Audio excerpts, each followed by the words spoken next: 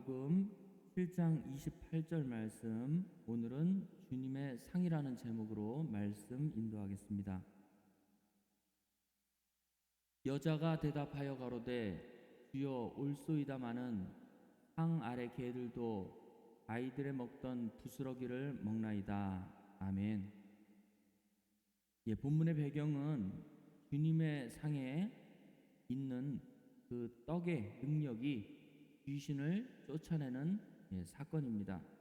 본문 말씀의 배경은 사실 24절 말씀부터 우리가 같이 읽어야 되는데 한번 찾아볼까요? 마가복음 7장 24절 말씀부터 30절 말씀까지 다시 한번 보겠습니다. 예수께서 일어나사 거기를 떠나 두로지경으로 가서 한 집에 들어가 아무도 모르게 하시려 하나 숨길 수 없더라. 이에 더러운 귀신 들린 어린 딸을 둔 한 여자가 예수의 소문을 듣고 곧 와서 그 발 아래 엎드리니 그 여자는 헬라인이요 수로보니게 족속이라. 자기 딸에게서 귀신을 쫓아주시기를 간구하거늘 예수께서 이르시되 자녀로 먼저 배불리 먹게 할지니 자녀의 떡을 취하여 개들에게 던짐이 마땅치 아니하니라. 여자가 대답하여 가로되 주여 올소이다마는 상 아래 개들도 아이들의 먹던 부스러기를 먹나이다. 예수께서 가라사대 이 말을 하였으니 돌아가라. 귀신이 내 딸에게서 나갔느니라 하시매 여자가 집에 돌아가 본즉 아이가 침상에 누웠고 귀신이 나갔더라. 아멘. 이러한 본문의 배경을 가지고 오늘 말씀을 진행하고 계십니다. 예수님께서는 이 두로 지방이라고 한다면 이스라엘 지도로 본다면 이스라엘 북쪽 지역입니다. 예수님께서 두로와 시돈에 많은 능력을 행했지만 거기에서 찾아지는 자들이 극히 드물었다.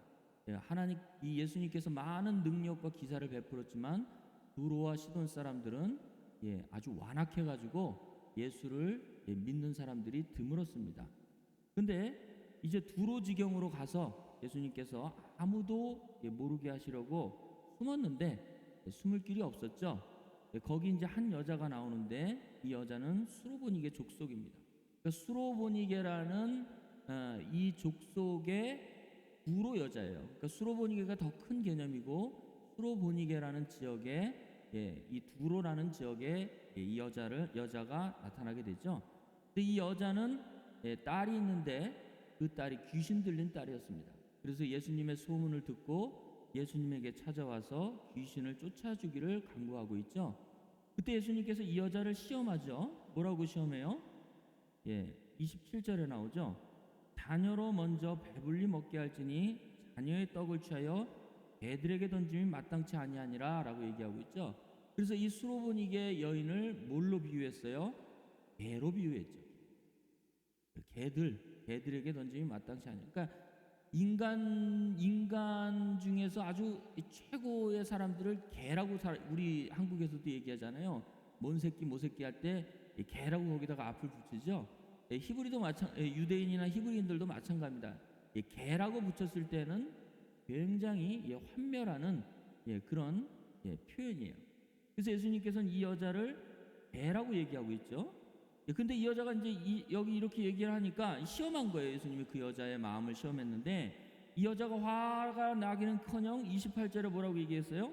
여자가 대답하여 가로되 주여 올소이다마는 상 아래 개들도, 자기 자신을 개라고 얘기하고 있죠. 그리고 자기는 지금 어디 앞에 엎드려져 있어요? 상 아래 지금 엎드려져 있다 그렇게 얘기하고 있죠. 그래서 아이들의 먹던 부스러기를 먹나이다 했을 때 이 아이들은 누굴 얘기하고 있을까요? 바로 예수님과 함께 다니는 제자들을 얘기하고 있는 것입니다. 즉 예수님과 함께 제자들이 함께 두로 지방을 다니고 있었을 때에 예수님은 항상 제자들에게 뭘 먹었다는 거예요? 떡을 먹였다는 거죠. 그 떡을 먹였는데 그 떡의 부스러기만이라도 나에게 주십시오. 지금 그런 얘기죠. 자기에게도 은혜를 달라는 것이 항상 먹고 있는 예수님의 그 제자들을 아이들로 비유하고 있고 자기는 상 아래 개라고 얘기하고 있습니다. 그래서 이 아이들이 먹다 남은 부스러기조차도 내가 그것을 먹고 우리 딸이 그것을 먹으면 내 딸이 귀신에게서 해방되고 귀신이 나아갈 수 있습니다 하는 그런 믿음을 가지고 있었어요. 그러니까 예수님 뭐라고 그랬어요?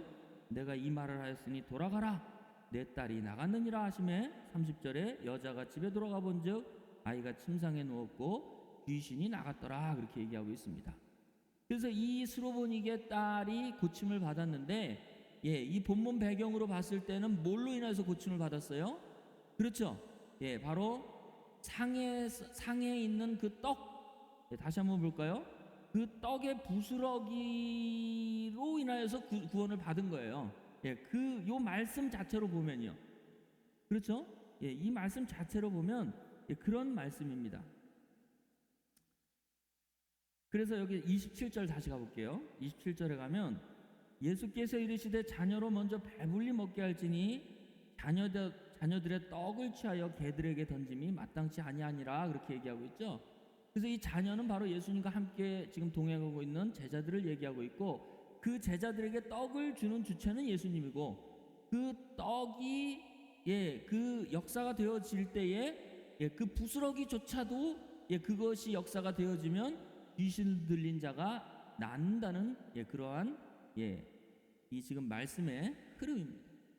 그럼 여기서 나오는 이 말씀은 사실 마가복음 7장 24절 그 위에 있는 내용들을 여러분들이 숙고하면서 보셔야 됩니다. 그래야지 여기 지금 나오는 내용들이 이해가 되는 것입니다.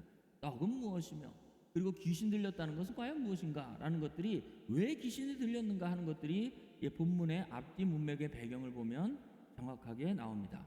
그래서 시간이 없기 때문에 제가 간략하게 말씀을 드리겠습니다. 여러분들이 나중에 한번 읽어보세요. 지금 이 본문이 나오게 된 배경은 예수님의 제자들이 씻지 않는 손으로 음식을 먹고 있었어요. 그러니까 이 바리새인들이 나와가지고 이들이 이제 자기들이 지키는 유전이 있어요. 그러니까 규칙이 있어요. 자기들만의 규칙이 있는데, 그 규칙을 보면 무슨 음식을 먹기 전에 반드시 손을 씻어야 된다는 그들의 규칙이 있었어요. 그것을 다른 말로 장로의 유전이라고 얘기하고 있는 것입니다. 장로의 유전. 그 장로의 유전, 그것을 지키지 않는 제자들을 비판하고 있죠. 그 사람들이 바로 바리새인들이었어요. 그래서 부정한 손으로, 씻지 않는 부정한 손으로 먹는 것을 비판하고 있는 이 바리새인들에게 예수님이 뭐라고 얘기했어요? 사람은 이 밖에서 들어가는 것으로 인해서 더러워지는 게 아니라 속에서 나오는 것으로 더럽게 된다, 그런 얘기를 하고 있어요. 그러니까 사람이 더러워지고 깨끗해지는 것은 밖에 있는 것이 사람 속으로 들어와서 더러워지는 것이 아니고 사람 속에 나오는 것으로 인하여서 더러워진다는 것이에요.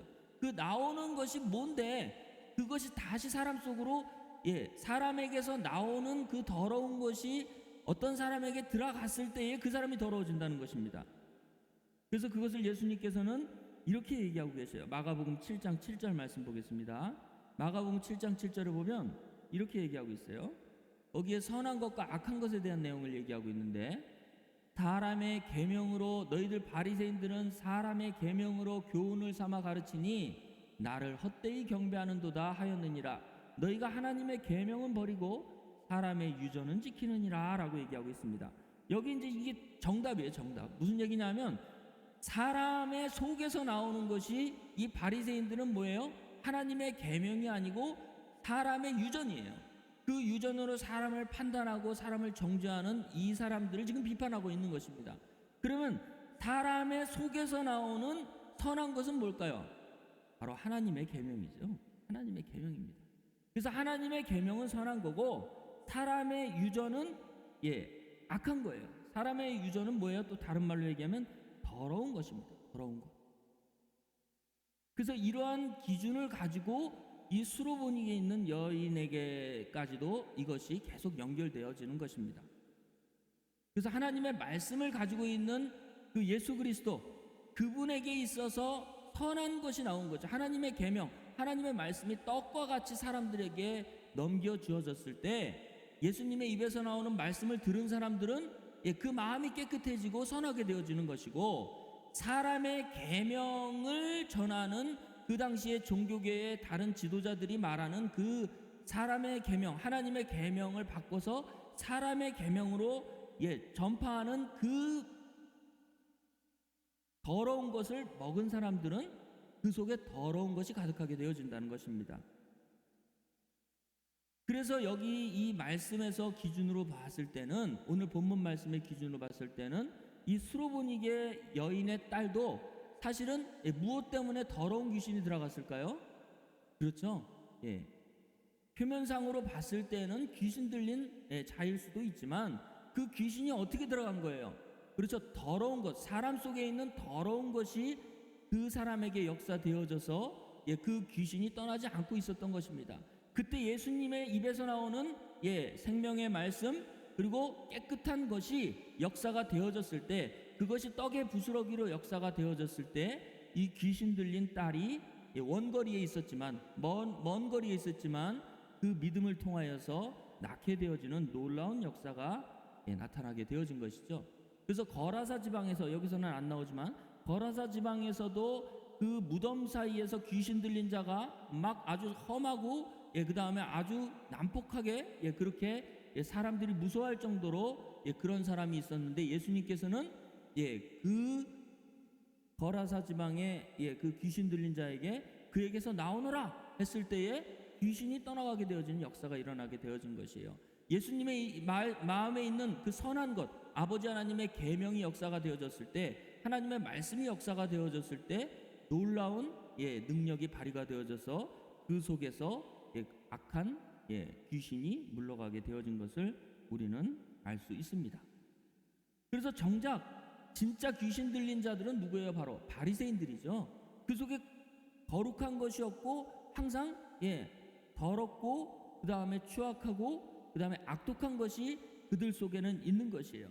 그래서 정작 귀신 들린 바리새인들은 고치지도 못하고 자기도 고침을 받지 못한다는 사건을 이 더러운 귀신 들린 수로보니게 여인의 딸을 통해서 이유로 말씀하고 계시는 것입니다. 그래서 오늘은 주님의 상이라고 얘기했는데, 주님의 상은 뭘 얘기하는 걸까요? 주님의 상. 그래서 주님의 상에 있는 상 아래에 있는 개들도 아이들이 먹던 부스러기를 먹나이다 했을 때 그 상은 뭘까요? 바로 예수 그리스도 존재 자체가 바로 상이에요. 왜냐하면 상 위에 떡이 뭘로 나왔으니까, 앞뒤 문맥을 보면 바로 하나님의 말씀으로 나왔으니까, 하나님의 말씀이 예수 그리스도의 마음에 있어서 그것이 전파되어졌을 때 상에서 떡이 나가는 것이고 부스러기가 나가게 되어지는 것입니다. 요한복음 14장 10절 말씀 한번 볼까요? 나는 아버지 안에 있고 아버지는 내 안에 계신 것을 내가 믿지 아니하느냐? 내가 너희에게 이르는 말이 스스로 하는 것이 아니라 아버지께서 내 안에 계셔서 그의 일을 하시는 것이니라. 그래서 나의 이르는 말이 스스로 하는 것이 아니고 아버지께서 내 안에 계셔서 그의 일을 하시는 것이다 할 때, 예수님이 하는 말은 누가 하는 것이에요? 곧 아버지가 하시는 말씀이에요. 그러니까 아버지가 예수님을 통해서 말씀하시는 것이죠. 그래서 오늘날도 설교라고 했을 때에는 사실은 그 설교도 설교자가 하는 것이 아니고 설교자 속에 있는 아버지 하나님의 영이 설교자의 입을 통하여서 말씀하시는 거예요. 그래서 선포한다고 얘기하고 있고, 그걸 강대권을 가졌다, 그렇게 사람들이 명명하고 있는 것입니다. 그래서 이 상이라는 것은 떡이 놓여져 있는 상이에요. 그래서 그림을 한번 보겠습니다. 이것은 구약을 여러분들이 좀 이해해야 되는데, 구약의 떡상을 한번 보겠습니다. 자, 여기 떡상을 보면 조금 더 확대를 한번, 축소를 시켜주세요. 전체 그림이 나올 수 있게 축소를 한번 시켜주세요. 이렇게 보면 이게 구약의 떡상인데, 이 떡상은 황금으로 뒤덮여 있죠. 황금상이에요. 근데 사실은 이제 황금도 그 겉에만 씌운 거고, 그 사실은 이 재료 자체는 신림나무, 바로 그 아카시아 나무, 가시나무입니다. 그 가시나무 위에 황금을 씌운 것이에요. 그래서 여기 보면 이 상에 다리가 몇 개가 있어요? 4개가 있죠. 4개. 4개의 다리가 있고 그 위에 떡이 12개가 있죠. 그래서 12덩이 떡이 있고, 확대를 한번 해주세요, 목사님. 확대를 보면, 자, 여기 더 확대를 해주세요. 더 확대를 해보면, 자, 여기 보면 금잔이 있고 여기 병이 있죠. 그래서 이거는 포도주 병과 포도주 잔을 얘기하고 있는 것이에요. 그래서 포도주와 떡이 있는 거예요. 정확히 얘기하면 포도주와 떡을 상징하고 있고, 그것은 상 위에 올려져 있는 것을 얘기해주고 있습니다. 그래서 이 상이 히브리서 9장 2절 말씀 볼게요. 히브리서 9장 2절에 보면 히브리서 9장 2절을 보면 예비한 첫 장막이 있고 그 안에 등대와 상과 진설병이 있으니 이는 성소라 일컫고 할 때 이 상이라는 단어를 헬라어로 한번 보겠습니다. 이 상이라는 단어가 상. 그래서 여기 보면 트라페자라고 나오죠. 해 트라페자 그렇게 있죠. 그 위에 상, 해 트라페자. 그래서 이 트라페자라는 이게 상인데 이 히브리서 9장 2절에서는 진설병을 놓는 상이에요. 그렇죠? 진설병이 놓여져 있는 상이다 그런 얘기예요. 그래서 이 상 트라페자를 한번 어휘를 한번 볼까요? 자, 어휘를 보면 두 단어의 합성어인데 두 단어는 어떤 단어일까요? 트라페자 7979번 이 단어는 두 단어의 합성어인데 5132번 5132번은 무슨 뜻이에요? 5132번이 아니죠. 5132번이 트라페자고 5064번 단어와 5064번은 무슨 단어예요? 넷, 자 그런 뜻이에요. 하나, 둘, 셋, 넷 할 때 넷, 자 그거고요. 그 다음에 3979번 한번 보겠습니다. 3979번. 자, 이것을 보면 또 무슨 뜻을 가지고 있어요? 뭐예요? 걸어서 육로로 도보 그런 뜻을 가지고 있습니다. 무슨 뜻이냐면 이렇게 얘기하면 여러분들 이해가 안 될 거예요. 그래서 다시 한번 그림 한번 보여주세요. 그림을 다시 보여주면 무슨 얘기냐면 다시 축소를 해주세요. 다리가 4개가 보이게. 그래서 이 트라페자는 테사레스라는 넷, 다, 1, 2, 3, 4 할 때 넷 할 때 그 4개죠. 4개. 다리가 4개니까 거기 4개잖아요. 4개의 다리에 그 다음에 페제는 걸어서 육로로 할 때 이게 마치 사람 다리처럼 보이죠? 그래서 4개의 사람 다리처럼 보인다 했을 때 그것이 상입니다. 트라페자라는 상입니다. 그래서 그 상 위에는 아까도 얘기했지만 떡과 포도주가 놓여져 있다. 이건 어디에 있어요? 하나님의 성막, 성전 안에 있는 기물입니다. 그러면 아까 말씀드렸던 그 상에서 뭐가 나왔어요? 더러운 것과 깨끗한 것이 나왔죠. 깨끗한 것이 나와서 거기에 더러운 귀신이 물러가게 되어졌는데 그 더러운 귀신은 왜 들렸다고 그랬어요? 앞뒤 문맥을 보니까 하나님의 계명을 사람의 유전으로 바꿔서 전했던 그 말씀을 들었기 때문에 그 속에 더러운 귀신의 영이 들어갔다고 얘기했죠. 그래서 사람에게 더러운 귀신의 영이 들어가는 것은 무엇 때문에 들어갈까요? 요한계시록 16장 13절 14절 말씀 보겠습니다. 요한계시록 16장 13절 14절 또 내가 봄에 개구리 같은 새 더러운 영이 용의 입과 짐승의 입과 거짓 선지자의 입에서 나오니 저희는 귀신의 영이라 이적을 행하여 온 천하 임금에게 가서 하나님 곧 전능하신 이의 큰 날에 전쟁을 위하여 그들을 모으더라. 한 절 더 위로 올라가 보세요. 자, 귀신의 영은 14절에 나오는 귀신의 영은 어디서 나와요? 그렇죠. 개구리 같은 새 더러운 영이 용의 입, 짐승의 입, 거짓 선지자의 입에서 나온다는 거예요. 그러니까 한마디로 얘기하면 입에서 영이 나오는 거죠.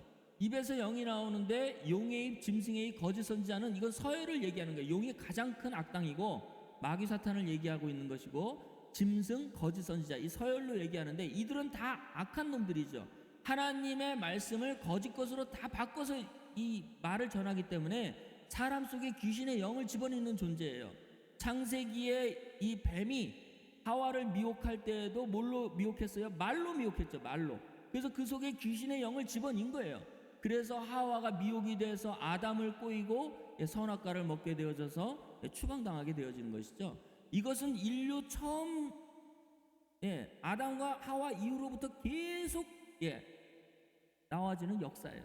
계속 이 원리는 계속 이 지구가 멸망하는 날까지, 그렇죠? 이 지구가 존속되는 날까지 이러한 것은 계속 연결되는 하나님의 그 시스템입니다. 그래서 다시 한번 볼게요. 열왕기상 22장 20절 말씀 23절 말씀 보면 여기도 또 똑같이 나와요. 입에서 영이 나간다는 내용을 열왕기상 22장 20절부터 23절 보면 이제 여호와께서 말씀하시기를 누가 아합을 꾀어 저로 길르앗 라못에 올라가서 죽게 할고 하시니 하나는 이렇게 하겠다 하고 하나는 저렇게 하겠다 하였는데 한 영이 나와 여호와 앞에 서서 말하되 내가 저를 꾀이겠나이다. 여호와께서 저에게 이르시되 어떻게 하겠느냐? 가로되 내가 나가서 거짓말하는 영이 되어 그 모든 선지자의 입에 있겠나이다. 여호와께서 가라사대 너는 꾀이겠고 또 이루리라. 나가서 그리하리라 하셨은즉 이제 여호와께서 거짓말하는 영을 왕의 이 모든 선지자의 입에 넣으셨고 또 여호와께서 왕에게 대하여 말을 말씀하셨나이다 라고 얘기하고 있죠. 여기도 마찬가지예요. 아합이라는 왕이 이세벨과 더불어서 우상숭배 아주 대표적인 북이스라엘의 아주 악한 왕인데, 이 아합 왕이 길르앗 라못에 가가지고 전쟁을 해야 되는데 이상하게 자기 주변에 있는 선지자들은 다 나가 싸우면 이긴다고 얘기했어요. 그런데 미가 선지자만이 거기서 싸우면 죽는다는 얘기를 했기 때문에 이 미가 선지자를 핍박하죠. 그래서 아합의 대표적인 시드기야라는 그 거짓 선지자의 대표가 이 미가 선지자의 따귀를 막 때리죠. 거기 보면 그나니아의 아들 볼까요? 찾으셨으니까 볼까요? 그나의 아들 시드기야가 가까이 와서 미가의 뺨을 치며 가로되 여호와의 영이 나를 떠나 어디로 말미암아 내게로 말씀하느냐 그렇게 얘기하고 있죠. 지가 속에 있는 영이 바로 악한 영인데도 불구하고 여호와의 영이 있다고 착각을 하고 있어요. 그래서 사람에게 나오는 그 모든 영은 거짓말하는 영인데 그것이 사람 속에 들어가면 귀신의 영으로 들어가는데 뭘로 들어가요? 말로 들어간다. 말로 들어간다. 계시록에서도 얘기했고 열왕기상에서도 얘기하고 있습니다. 악한 영도 그러할진데 선한 영도 마찬가지로 말로 들어가요. 그래서 요한복음 6장 58절 한번 보겠습니다. 요한복음 6장 58절 보면 이것은 하늘로서 내려온 떡이니 조상들이 먹고도 죽은 그것과 같지 아니하여 이 떡을 먹는 자는 영원히 살리라. 이게 누굴 얘기하고 있어요? 예수님이 자기 자신을 하늘로서 내려온 떡이라고 얘기했고 예수님을 먹는 사람은 영원히 살리라. 지금 그 얘기하고 있어요. 63절로 가보겠습니다. 63절에 가면 자, 떡이 뭘로 바뀌느냐? 이 단어가 바뀌어요. 살리는 것은 영이니 육은 무익하니라. 내가 너희에게 이르는 말이 영이요 생명이니라 라고 얘기하고 있죠.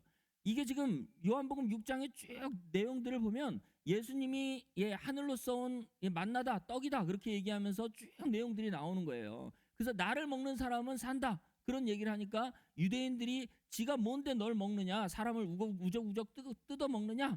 그러니까 예수님이 아까 얘기했듯이 58절에 하늘로서 내려온 나는 떡인데 조상들이 먹고도 죽은 그 만나와 같지 않고 나를 먹는 자는 산다 영생한다 그렇게 얘기하니까 또 이해를 못하니까 63절에 뭐라고 얘기했어요? 살리는 것은 영이니 육은 무익하니라. 내가 너희에게 이르는 말이 영이요 생명이다 그렇게 얘기하고 있는 것입니다. 예수님의 입에서 나오는 말이 뭐예요? 푸뉴마 영이다 그렇게 얘기하고 있고 예수님 자체가 떡이다 그렇게 얘기하고 있는 것입니다. 그래서 수로보니게 여인에게 그 상에 있는 그 떡의 부스러기까지 그것이 역사가 되어졌을 때 귀신의 영이 떠난다는 것은 다른 말이 들어가게 된 거예요. 다른 영이 들어가게 되어진 것이고 하나님의 말씀이 들어가게 되어진 결과 이 거짓말하는 영이 떠나게 되어진 것이죠. 그것이 하나님 나라의 원칙이에요. 그래서 전파하라, 전도해라 그런 얘기를 하고 있는 것입니다. 그래서 이 스로보니게 여인이 고침을 받고 귀신의 영이 떠나고 이랬을 때는 바로 어떤 때예요? 그게 바로 살아나는 때죠. 살아나는 때. 영이 살아나는 때예요.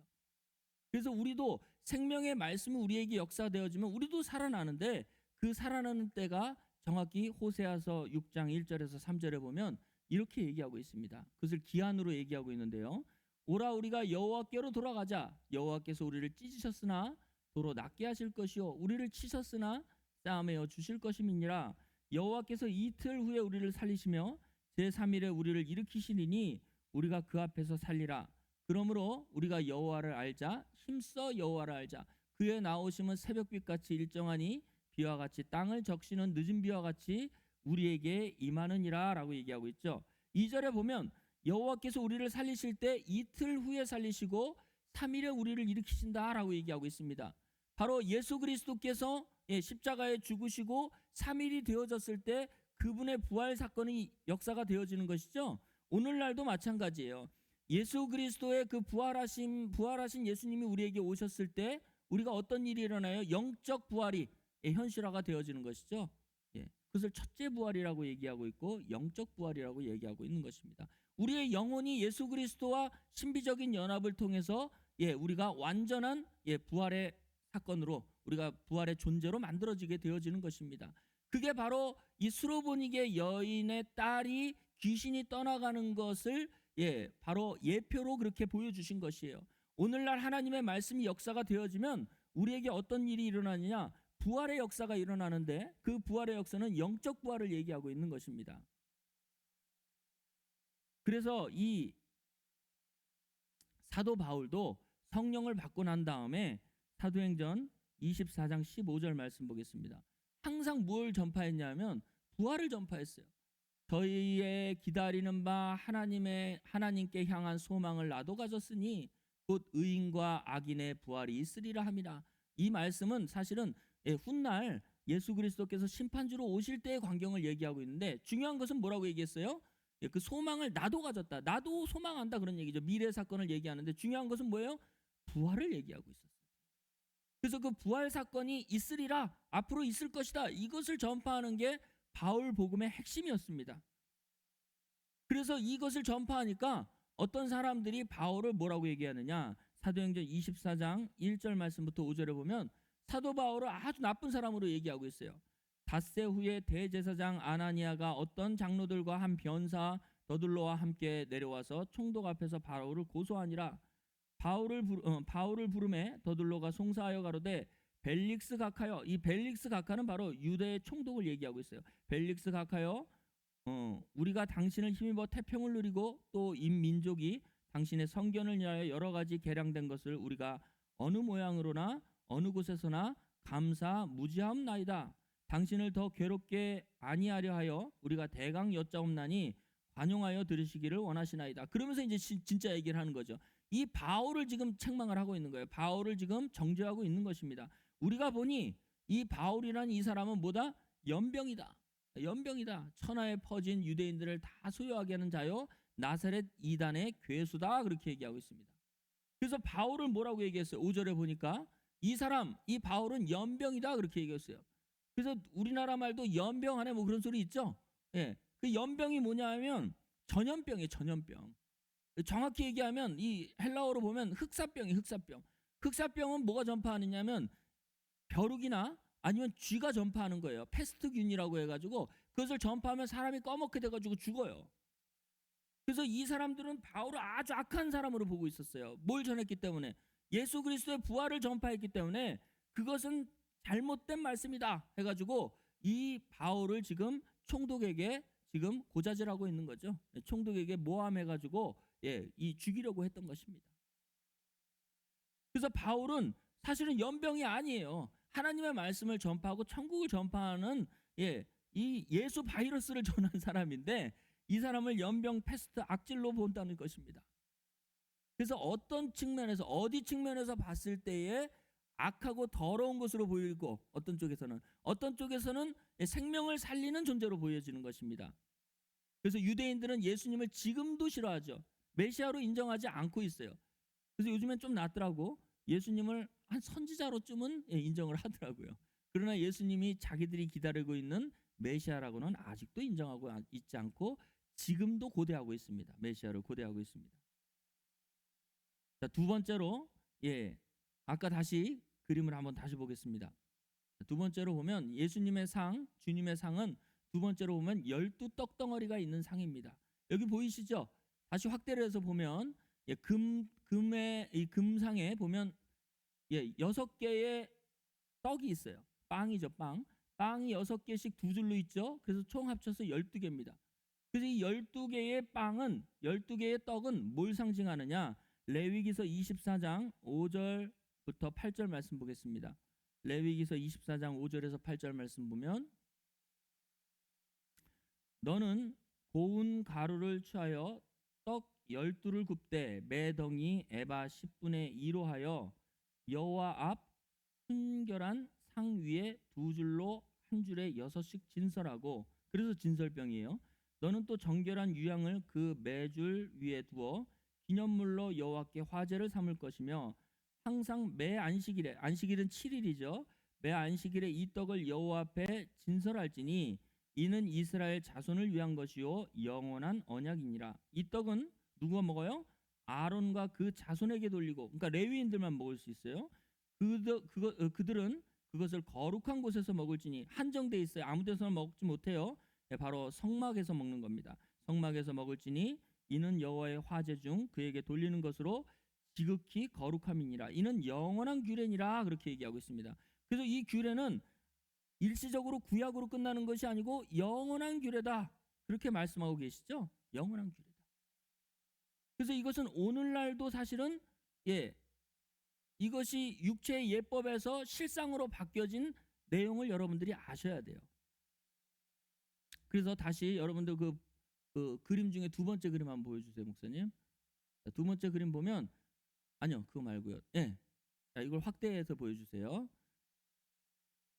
자, 아까 트라페자라는 축소해서 보여주세요. 전체가 다 보여지게. 자, 아까 트라페자라는 이 상은 어떤 뜻을 가지고 있다고 그랬어요? 넷하고 그 다음에 다리, 그렇죠? 발, 그런 뜻을 가지고 있다고 했죠? 자, 여기 보세요. 여기 보면 동서남북으로 세 지파씩 12지파가 있어요. 동서남북으로. 그 다음에 중앙에 성막이 있죠. 성막. 이 성막은 여기는 정확히 안 나와 있네. 이렇게 잘 안 보여지는데 이 성막 안에 뭐가 있어요? 아까 트라페자 그 상이 있는 것입니다. 그러니까 상을 중심으로 12지파가 모여드는 것이죠. 그래서 저는 그렇게 생각을 했어요. 트라페자는 그 상의 모형, 그 상의 그 모양을 얘기하는 건데 저는 그것을 확대해 가지고 이렇게도 한번 생각해 봤어요. 그 네 방향에서 동서남북 네 방향에서 12지파가 어디로 모이는 거예요? 성막으로 모이는 것이다. 떡상으로 모이는 것이다. 이렇게 보면 안 되겠느냐? 그렇게 확대해서 한번 생각을 해봤습니다. 맞죠? 네 방향에서 발을 가지고 있는 12지파가 어디로 모여요? 떡상으로 모인다. 떡상으로 모인다. 성막으로 모인다. 하나님의 말씀이 있는 곳으로 모인다. 이렇게도 우리가 해석할 수도 있지 않느냐? 그렇게 생각을 합니다. 그래서 다시 그림 세 번째 거 한번 보여주세요. 자, 여기 세 번째 보면 이걸 축소시켜서 보여주세요, 목사님. 전체가 다 보여줄 수 있게. 자, 여기 보면 아까 우리가 봤던 상이 어디 있어요? 상? 트라페자 상이 어디 있어요? 여기 있죠. 이 상 위에 12떡덩어리가 있는데 이 12떡덩어리는 뭘 받은 12떡덩어리예요? 여기 앞에 보니까 등이 있죠. 그 등에 7촛대가 있고 그 촛대의 불빛을 7일 동안 받은 무교병 빵입니다. 그래서 이 빵을 누구만 먹어요? 제사장들만 먹는 거예요. 제사장들만. 그러면 이 12떡덩어리는 뭘 상징하는 걸까요? 12지파를 상징하는 거죠. 12지파. 12지파를 누가 먹는 거예요? 제사장이 먹는 것이에요. 그래서 먹는다는 것은 아구아구 입으로 씹어 먹는 것도 먹는 건데 먹는다는 것은 뭘 상징하는 걸까요? 다스리고 통치하는 것을 얘기하고 있는 것입니다.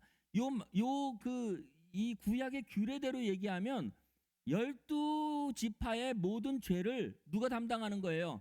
제사장들이 담당한다는 것을 얘기하고 있는 거예요. 제사장들이 먹는다는 표현을 쓰는 거죠. 이 맛도 없는 빵을 7일 동안 있는 빵이 뭐가 맛있겠어요. 근데 이거는 상징적인 것이에요. 빛을 받았다는 것은 성결한 빵을 얘기하는 거예요. 성결한, 죄가 없는 빵을 얘기하는 것입니다. 그걸 누가 먹어요? 제사장들이 먹는다는 것은 죄를 사한다는 그런 의미를 가지고 있는 것입니다. 이것은 오늘날 뭘로 바뀌어요? 바로 예수 그리스도가 제사장이 되어지는 것이죠. 히브리서 3장 1절 말씀 보겠습니다. 히브리서 3장 1절에 보면 그러므로 하늘에 부르심을 입은 거룩한 형제들아 우리의 믿는 도리의 사도시며 대제사장이신 예수를 깊이 생각하라. 예수님은 레위지파가 아니에요. 바로 새 언약의 대제사장 예수 그리스도를 얘기하고 있는 것입니다. 그분이 12빵덩어리를 먹는 것이에요. 뭐예요? 12빵덩어리의 모든 죄를 사주는 분이 바로 예수님이다, 그런 얘기예요. 그 예수 그리스도께서 모든 죄를 사하여 줬을 때 그들이 빛을 받는 것이고 그들이 예수님의 양식이 되어지는 것이고 그들이 하나님께 드려지는 거룩한 떡이 되어진다는 것입니다. 그러면 오늘날 예수 그리스도 안에 있는 여러분들도 뭐로 얘기하고 있어요? 로마서 15장 16절 말씀 보겠습니다. 로마서 15장 16절에 가면 여러분들도 제사장으로 얘기하고 있어요. 이 은혜는 곧 나로 이방인을 위하여 그리스도 예수의 일꾼이 되어 하나님의 복음의 제사장 직무를 하게 하사 이방인을 제물로 드리는 그것이 성령 안에서 거룩하게 되어 받으심직하게 하려 하심이니라. 여러분들은 무슨 제사장이에요? 복음의 제사장이에요. 복음의 제사장. 이게 중요해요. 복음의 제사장이에요. 레위 제사장이 아니에요. 복음의 제사장입니다. 그러니까 복음을 비춰서 죄사함을 얻게 해줄 수 있는 능력이 여러분들에게 있는데, 사실 여러분들에게 있는 게 아니고 아까 히브리서 3장 1절에 대제사장 예수 그리스도와 연합이 되었기 때문에 여러분들은 그 직분을 주님과 함께 그 직무를 감당하게 되어지는 것입니다. 그러면 떡덩어리가 뭐가 되는 거예요? 바로 이방인들이에요. 이방인들. 이게 바로 12 떡덩어리가 되어지는 것입니다. 여러분들의 양식이에요. 여러분들의 양식. 우리들의 양식입니다. 그 양식을 누구에게 줬어요? 여러분들에게 준 거예요. 그게 어디 있어요? 바로 상 위에 있는 거예요. 상 위에. 바로 아버지 하나님과 예수 그리스도의 위에 있는 그 하나님의 지체들, 하나님의 권속들을 여러분들이 먹어야 된다. 그렇게 얘기하고 있어요. 여러분들, 그 예수님께서 2000년 전에 베들레헴에서 출생할 때, 그 짐승의 구유 안에 예수님을 눕혔죠. 그것을 모든 신학자들이나 아니면 기독교에서 뭘로 얘기하고 있어요? 짐승의 양식으로 온 거다. 그렇게 얘기하고 있잖아요. 그렇죠? 짐승의 양식으로 예수님이 오셨다고 얘기하는 거예요. 모든 죄인들을 사함을 받기 위한 양식으로 오셨다. 그렇게 얘기하고 있어요. 그래서 오늘날도 이 죄사함을 받은 모든 자들이 바로 하나님의 양식이 되어지는 것이에요. 요한복음 4장 30절 말씀부터 36절 말씀도 보겠습니다. 요한복음 4장 30절 말씀부터 36절에 보면, 저희가 동네에서 나와 예수께로 오더라. 그 사이 제자들이 청하여 가로되 랍비여 잡수소서.